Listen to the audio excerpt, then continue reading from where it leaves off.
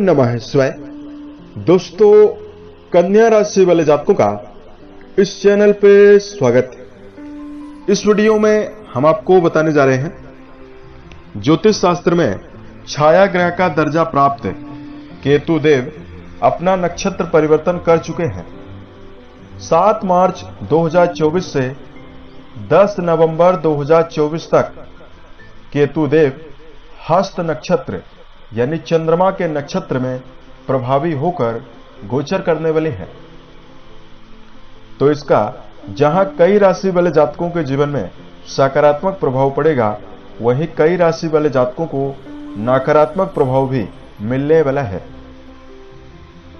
कन्या राशि वाले जातकों के जीवन में केतु कैसा प्रभाव देंगे, इसकी जानकारी हम आपको देने वाले हैं। कन्या राशि वाले जातकों, वर्तमान में केतु आपके राशि में ही गोचर कर रहे हैं और मंगल के अग्नि वाले ग्रह से नक्षत्र से केतु का संबंध समाप्त हो रहा है। तो आपके जीवन में किन किन मामलों में आपको शुभता मिलेगी, इसकी जानकारी इस वीडियो में हम आपके लिए हैं। कन्या राशि वाले जातकों, ज्योतिष शास्त्र में राहु और केतु को दोनों ग्रह को छाया ग्रह का दर्जा प्राप्त है। स्वतंत्र रूप से इनका कोई अस्तित्व नहीं है, लेकिन ये दोनों ग्रह बहुत ही पावरफुल हैं, बहुत ही शक्तिशाली हैं। और राहु और केतु एक ही शरीर के दो हिस्से हैं और इन दोनों ग्रहों की जो उत्पत्ति है समुद्र मंथन के समय हुई है। समुद्र मंथन में स्वरभानु दैत्य का जो सिर का हिस्सा है वो राहु, और जो सिर का निचला हिस्सा यानी धड़ का जो हिस्सा है वो केतु के नाम से व्याप्त है।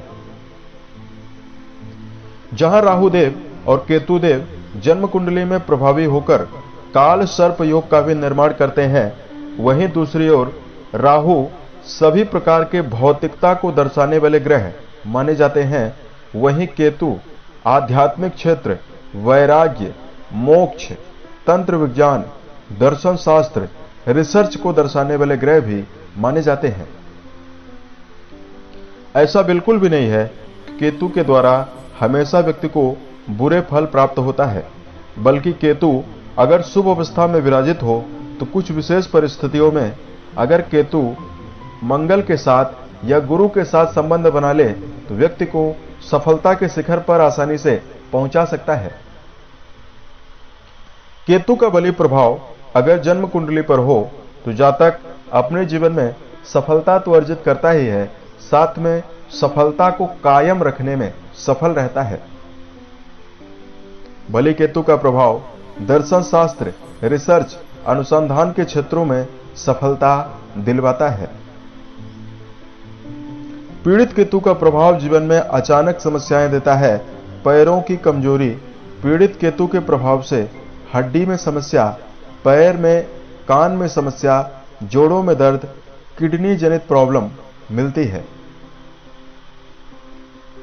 अब आइए हम आपको बताते हैं कि कन्या राशि वाले जातकों के जीवन में किन किन मामलों में केतुदेव शुभता दे सकते हैं। यह फलादेश आपके चंद्र राशि के ऊपर प्रभावी है, तो आप इसे इसी आधार पर देखें। कन्या राशि वाले जातकों, केतुदेव 7 मार्च को आपके प्रथम भाव पर प्रभावी होने वाले हैं और हस्त नक्षत्र में इनका गोचर होगा। तो चंद्रदेव जो हैं वो आपके लाभ भाव के स्वामी माने जाते हैं, यानी केतु आपके लाभेश के नक्षत्र में जा रहे हैं। इसका प्रभाव क्या होगा? कन्या राशि वाले जातक वर्तमान समय में आप उत्साहित होकर जीवन में चलने में समर्थ रहने वाले हैं। कन्या राशि वाले जातकों के जीवन में पिछले समय में यदि आपको मनोबल की कमी, आपके अंदर चिड़चिड़ापन और किसी भी लक्ष्य को हासिल करने के लिए आप ऊर्जा का इस्तेमाल कर रहे थे, लेकिन अपने उद्देश्य को यदि आप हासिल नहीं कर पा रहे थे, तो यहां पर केतुदेव सौम्य नक्षत्र में जाकर मन में उल्लास की भावना और मन में प्रसन्नता आपको देंगे। कन्या राशि वाले जातक आसानी से अपने जीवन में लक्ष्य अर्जित कर सकते हैं।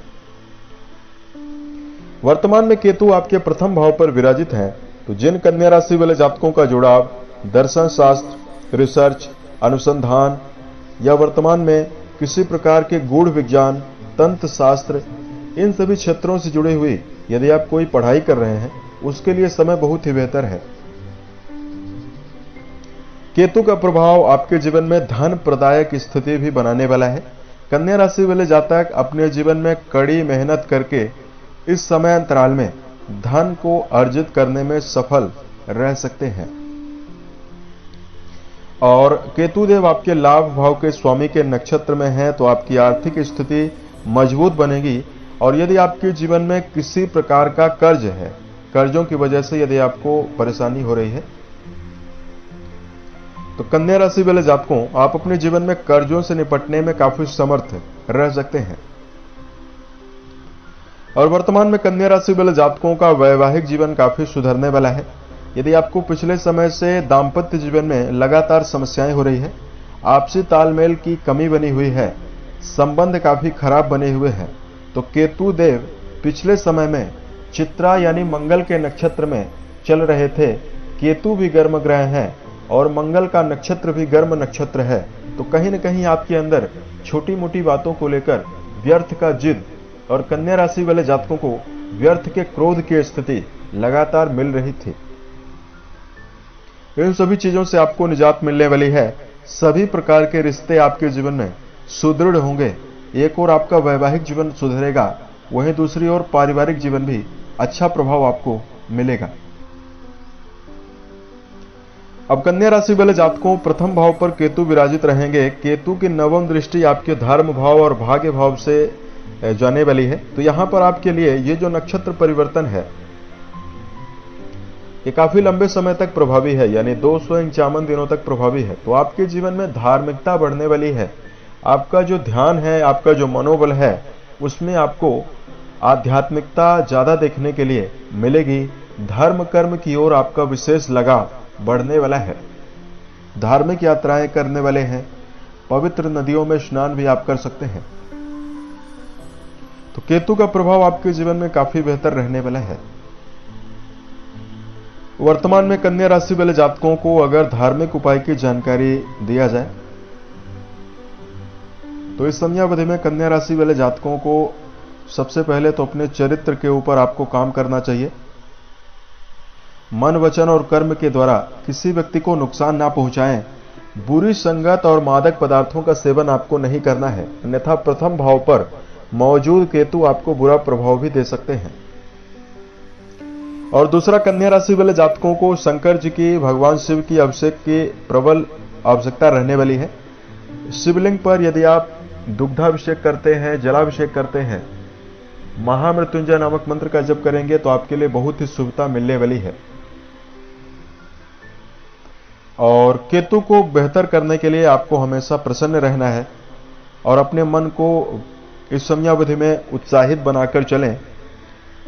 मजदूरों को, अपाहिजों को यथासंभव यदि आप मदद करते हैं तो भी स्थिति आपके जीवन में शुभ बनने वाली है। उम्मीद है ये जानकारी कन्या राशि वाले जातकों को बेहतर लगी। आने वाले समय में यदि आप अन्य वीडियोस को देखना चाहते हैं, इस चैनल को सब्सक्राइब जरूर करें। ओम नमः शिवाय।